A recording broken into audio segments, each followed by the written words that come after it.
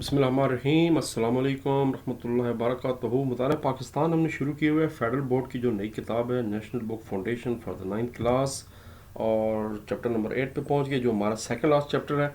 ज़राअत, मवेशी और माहीगीरी के बारे में है। इसमें जनाब सबसे पहले तो हम पढ़ेंगे पाकिस्तान के कुछ अहम फसलों के बारे में, फिर मवेशी और गिरी की कितनी इकसाम है, जो बड़ी फार्मिंग होती है वो क्या चीज़ है, जो मुख्तलिफ़ खाना बदोशी मवेशी होती हैं वो क्या चीज़ है, माहीगीरी के बारे में पढ़ेंगे, जो मीठे पानी की माहीगीरी है वो पढ़ेंगे, समुद्री माहीगीरी के बारे में पढ़ेंगे, जो लोगों ने आजकल फ़िश फार्म्स बनाए हुए उसके बारे में पढ़ेंगे।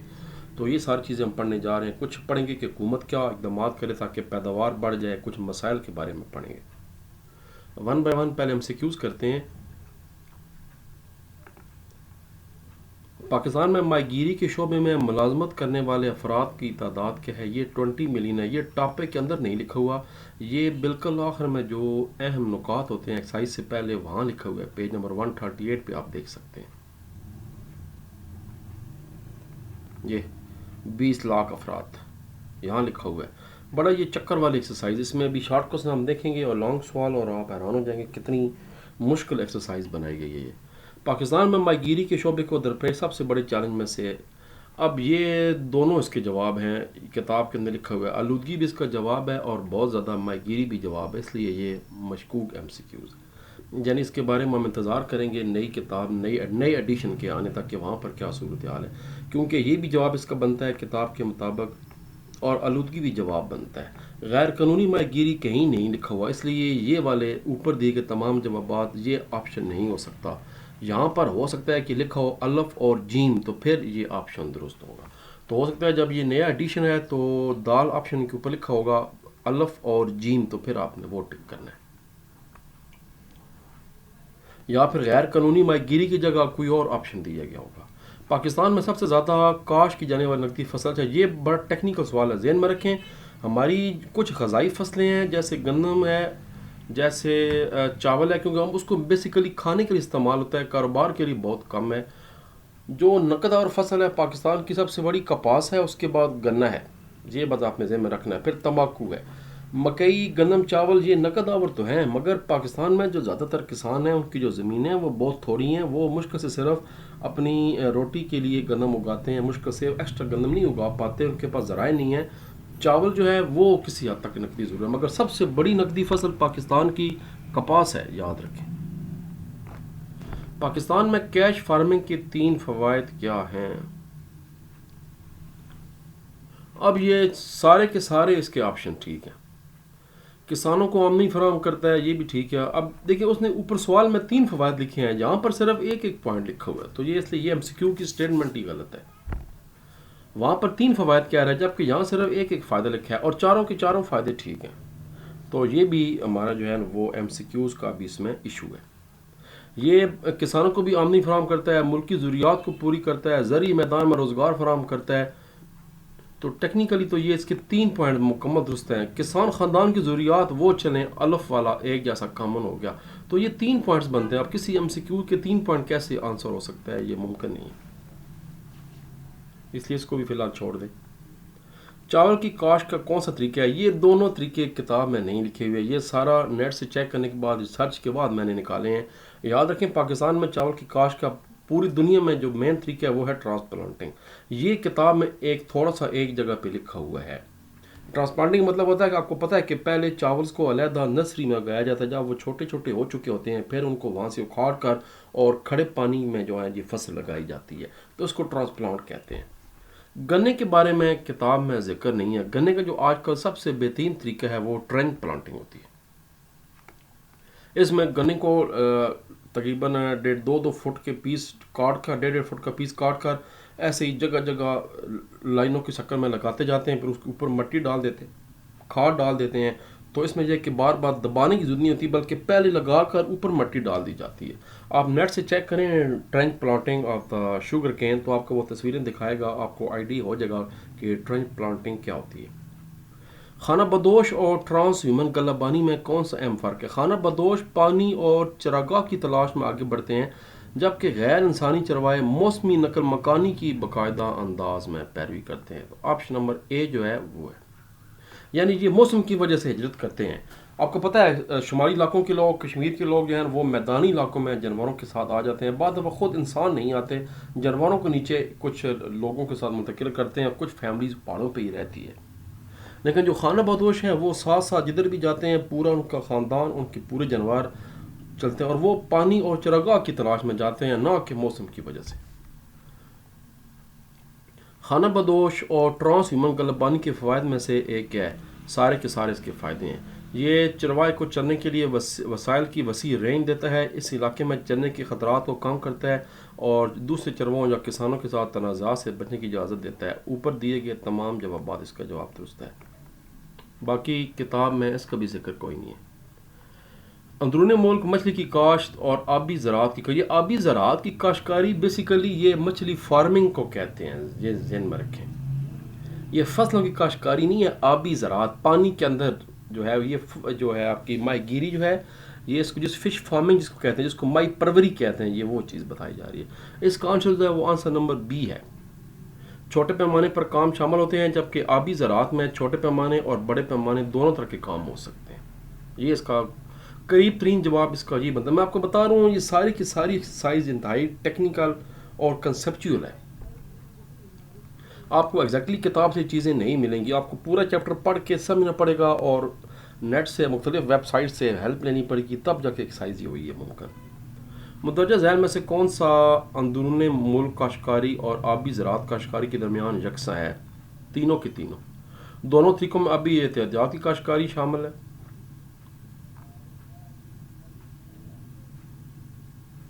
دونوں طریقوں کو انسانی استعمال کے لیے خوراک تیار کرنے میں استعمال کیا جاتا ہے، اور تمام طرز عمل لوگوں کے لیے آمدنی اور روزگار کا 1% فراہم کرتی ہے۔ کتاب میں لکھا ہوا ہے کہ 1% فراہم کرتی ہے جو فشریز ہے۔ تو پھر اس کا جواب آ گیا اوپر دیے گئے تمام جوابات۔ Short question, cash crop farm پر مداخل عملوں اور مخارج چھوٹے پیمانے پر کس طرح گزارا کرتے ہیں؟ بڑے آپ کو یہ مشکل الفاظ لگ رہے ہیں، یاد رکھیں مداخل مطلب ہے موسم، زمین خود، اور عمل جو ہم لوگ اوپر پروسیس کرتے ہیں، کھیتی باڑی کرتے ہیں، ہل چلاتے ہیں، کھاد ڈالتے ہیں، اور آؤٹ پٹ جو ہے یعنی جو فصل تیار ہو کے کٹ کے ہمارے پاس آ جاتی ہے اس کو مخارج کہتے ہیں۔ تو اس تینوں کے بارے میں بتانا ہے، پیج 21 پہ اس کا جواب ہے جہاں سے چیپٹر شروع ہو رہا ہے۔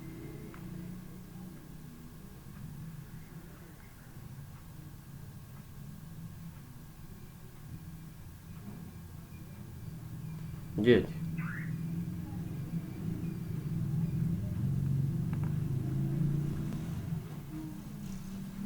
یہ کیش کراپ فارم کی صرف بات کی جا رہی ہے، اوور آل فارم صرف کیش کراپ فارم کی بات۔ کیش کراپ فارم وہ ہیں جو کہ بڑے پیمانے پر جو فارمنگ کرتے ہیں، فصلیں اگاتے ہیں، یہ ہے جی، یہ کیش کراپ فارمنگ ہے۔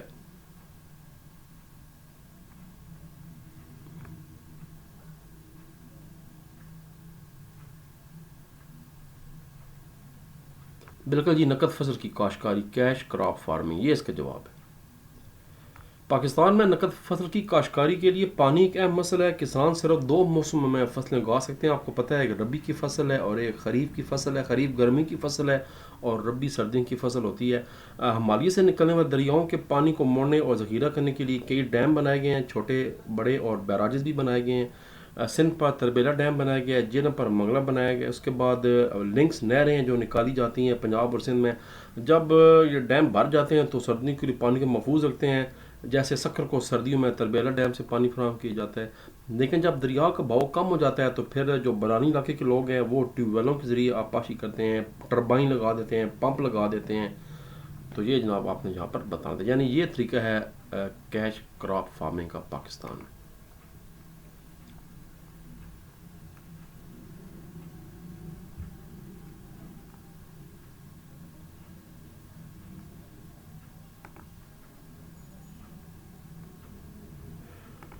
اگلا سوال ہے، سندھ اور مکران کے ساحل کی ماہی گیری کی بندرگاہوں کی صرف بندرگاہوں کے نام لکھنے ہیں۔ سندھ کی بندرگاہیں اور مکران یعنی بلوچستان کی بندرگاہیں جو کہ فشنگ کے لیے، میں بتا رہا ہوں ایک فشریز ہے، ایک لفظ فشنگ ہے۔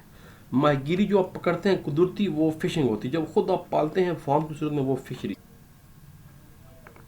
Page number 134۔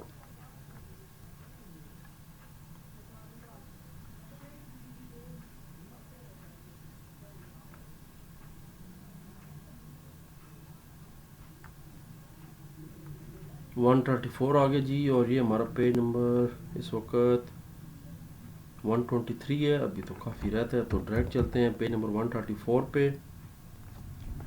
ये है पेज नंबर 134, ये है जी कराची और कोरंगी सिंध की जो अहम बंदरगाहें हैं, ये माहीगीरी यानी ये सिंध की हो गई, कराची और कोरंगी हो गई।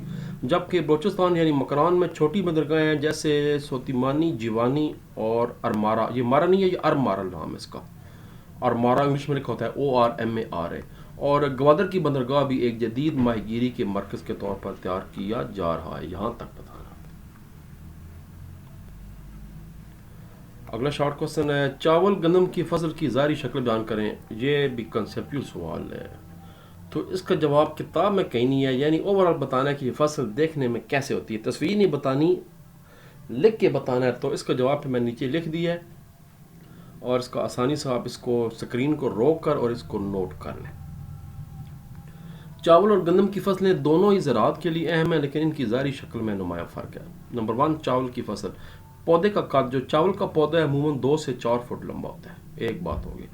पत्ते, चावल के पत्ते लंबे और पतले होते हैं, जिनकी लंबाई 12 से 24 इंच तक होती है। पत्ते गहरे सब्ज रंग के होते हैं। सिट्टे, चावल के पौधे के ऊपर सिट्टे निकलते हैं जिन पर चावल के दाने होते हैं। ये सिट्टे झुके हुए होते हैं और इनमें चावल के छोटे छोटे दाने होते हैं। माहौल, चावल की फसल पानी की ज़्यादा मिकदार को पसंद करती है, इसलिए अमूमन ये पानी भरे खेतों में लगाई जाती है। मैं पहले पढ़ा चुका, इसको ट्रांसप्लांटेशन कहते हैं। ज़रा गंदम की बात आ जाए। गंदम की फसल, गंदम की फसल का जो पौधा है वो अमूमन 3 से 4 फुट लंबा होता है। गंदम के पत्ते भी लंबे होते हैं, लेकिन वो चावल के पत्तों की निस्बत कम पतले और ज़्यादा चौड़े होते हैं, हल्के सब्ज़ के होते हैं, रंग के होते हैं, और गहरे सब्ज़ रंग तक भी हो सकते हैं। गंदम के पौधे के ऊपर सिट्टे सीधे होते हैं जिनमें गंदम के दाने भरे होते हैं। ये सिट्टे आमतौर पर सीधे खड़े रहते हैं, उनमें दाने बड़े और गोल होते हैं। गंदम की फसल खुश्क इलाकों में उगाई जाती है, इसलिए इसको ज़्यादा पानी की ज़रूरत निस्बतन नहीं होती। चावल तो है ही पानी की फसल। ये जनाब इसका जवाब था। पहले इसका तरीका यह है कि यहाँ पर वीडियो को रोक लीजिएगा और इसका मैं मिटा देता हूँ, स्क्रीन शॉट ले लें, फिर आराम से लिख लें बाद में, या फिर इसको रोक कर लिख लें, बेहतर है। और दूसरा तरीका है कि जनाब बाद में थोड़े से दोबारा इसको आगे चलाएं, गंदम की फसल आ जाए, यहाँ इसको फिर स्क्रीन शॉट को रोक कर या स्क्रीन शॉट सॉरी ले लें, वीडियो को रोक कर, या इसको एज इट इज़ यहाँ पर लिख लें। अगला सवाल शॉर्ट क्वेश्चन है, अजानें शुरू हो चुकी हैं, इसको जल्दी जल्दी ख़त्म करते हैं, नमाज़ पढ़ते हैं, फिर लॉन्ग क्वेश्चन करते हैं। गन्ने का दर्जा हरारत बारिश और मिट्टी के हालात किस तरह मुख्तलिफ हैं। पेज नंबर 125, गन्ने की बात आ गई जी, 125 पेज 125 पेज पे इसका जवाब है ये नहीं। जोग्राफियाई तकाजे, शॉर्ट क्वेश्चन नंबर 4। पहले उसका दर्जा हरारत बता दें। गन्ने को 20 से 30 डिग्री की ज़रूरत होती है, 20 से कम और 40 से ज़्यादा हो तो पैदावार कम हो जाती है। गन्ने को 100 से 1520 मिलीमीटर तक पानी दरमियानी बारिश की ज़रूरत होती है। अगर आपाशी दस्तियाब हो तो कम बारिश वाले इलाकों में गन्ना उगाया जा सकता है। मिट्टी की जो किस्म है उसकी pH 6.5 से लेकर 7.5 होनी चाहिए। चिकनी मिट्टी की तरजीह होनी चाहिए। आम मिट्टी गन्ने के लिए नुकसानदेह होती है, जबकि रेतली मिट्टी में भी नुकसानदेह है, इसमें ज़्यादा पानी नमी बरकरार नहीं, यानी चिकनी मिट्टी जो है वो गन्ने के लिए बहुत ही साजगार है। गन्ना पानी पीता है ना बहुत आहिस्ता आहिस्ता। अगला सवाल है, तमाम नकद फसलों के 3 बड़े मसाइल बयान करें जो तरक्की की राह में रुकावट हैं। पेज नंबर 123, नकद और फसलें। बुनियादी तौर पर चावल की बात की जा रही है, कपास की बात की जा रही है, फिर चावल की तंबाकू की बात की जा रही है, और किसी हद तक गंदम कज़ाई फसल की, हाँ गन्ने की भी बात की जा रही है। गन्ना भी नकद और फसल है। तो ये जी पेज नंबर 123, और ये आपके सामने बहुत से पॉइंट्स हैं एकदमात, ये हैं। शॉर्ट क्वेश्चन नंबर 5, मौसमियाती तब्दीलियाँ, गर्मी का दबाव और बेताशा बारिश भी पैदावार को मुतासर कर रही हैं। ये जनरल बात की जा रही है, आप जहन में रखें। 3 बड़े मसाइल, गैर जानबदार काश्तकारी के तरीके और कीड़े मार अद्वियात का ज़रूरत से ज़्यादा इस्तेमाल भी कमी का बायस बन रहा है। खाद, कीड़े मार अद्वियात और बीज बहुत महंगे हैं, जिससे किसानों के लिए मुनाफा कमाना मुश्किल हो रहा है। 3 पॉइंट्स बड़े हैं, 3 पॉइंट पूछे गए हैं। पेज नंबर कौन सा था? पेज नंबर 123 था। पाकिस्तान में पायदार ज़राअत के लिए तरीके तजवीज़ करें। पेज 133, यानी मुस्तकिल तौर पर जो ज़राअत हो वो करें। ये है जी, زرعی ترقی کے لیے پائیدار طریقے کون سے ہیں؟ کوئی سے 3 اس نے پوچھے ہیں. فصل کی گردش یہ کر لیں، انٹر کراپنگ کر لیں، کمپوسٹنگ کر لیں، کھاد تیار کرنا فصلوں سے، احتیاطی کیڑوں پر قابو پانا.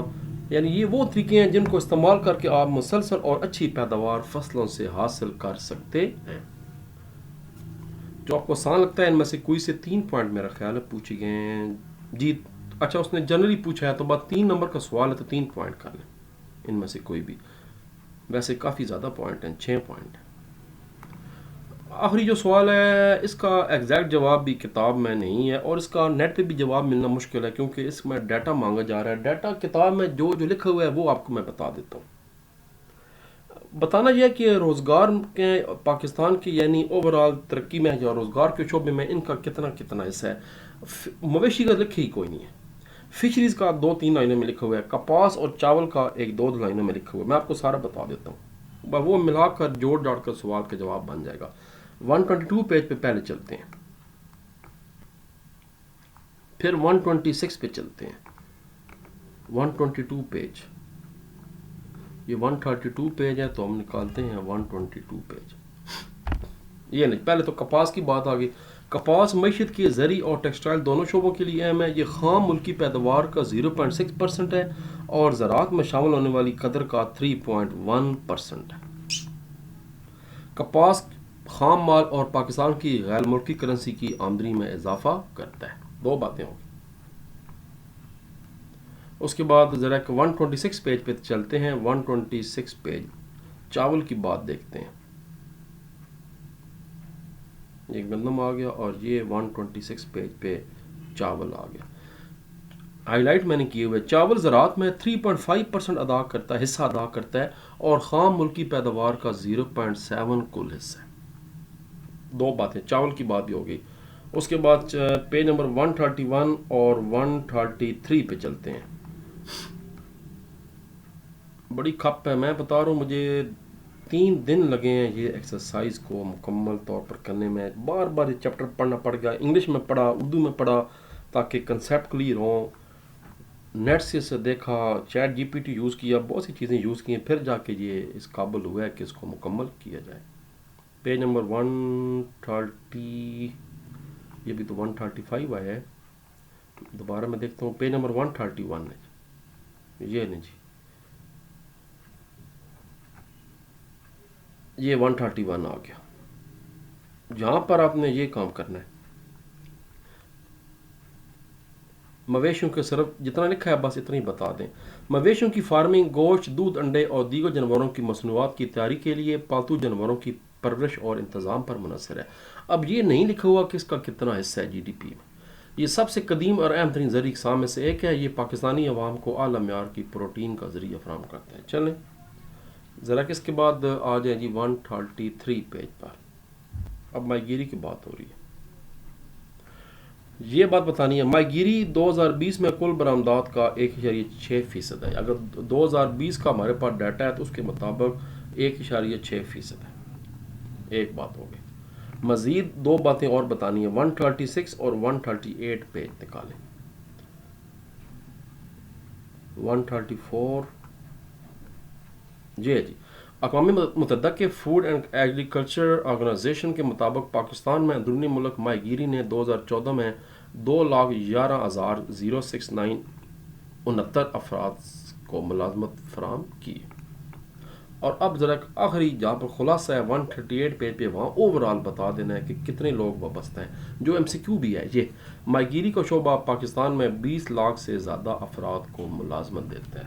لاؤ جی، یہ تھا انتہائی خوفناک سوال کا خوفناک جواب. اگر آپ کے پاس اس کا بہتر جواب ہے تو مجھے بالکل بتایا کریں. ہو سکتا ہے جو آپ کے ٹیچرز ہیں انہوں نے اچھا اس سے جواب دیا ہو تو بالکل مجھے بھی بتائیں. چلیں میرے نالج میں اضافہ ہو، اچھی بات ہے. کوئی انسان پرفیکٹ نہیں ہوتا، ہر انسان میں خامی ہوتی ہیں، خوبیاں ہوتی ہیں. تو اگر آپ کو اس سے بہتر جواب نظر آئے اس سوال کا تو مجھے بھی بتائیں تاکہ چلیں میرے نالج میں بھی آ جائے کہ اچھا یہ بھی اس کا جواب یہاں سے کتاب سے ہو سکتا ہے. تو پھر جناب ملتے ہیں تھوڑی دیر کے بعد. میں بتا رہا ہوں نماز کا ٹائم ہو چکا ہے، نماز پڑھتے ہیں اور اس کے بعد انشاءاللہ لانگ سوال کرتے ہیں. تب تب تک کے لیے اجازت. اللہ تبارک و تعالیٰ ہم سب کا حامی و ناصر ہو. پاکستان زندہ باد. پاکستان ہماری پہچان, پاکستان ہماری شان, پاکستان ہماری آن.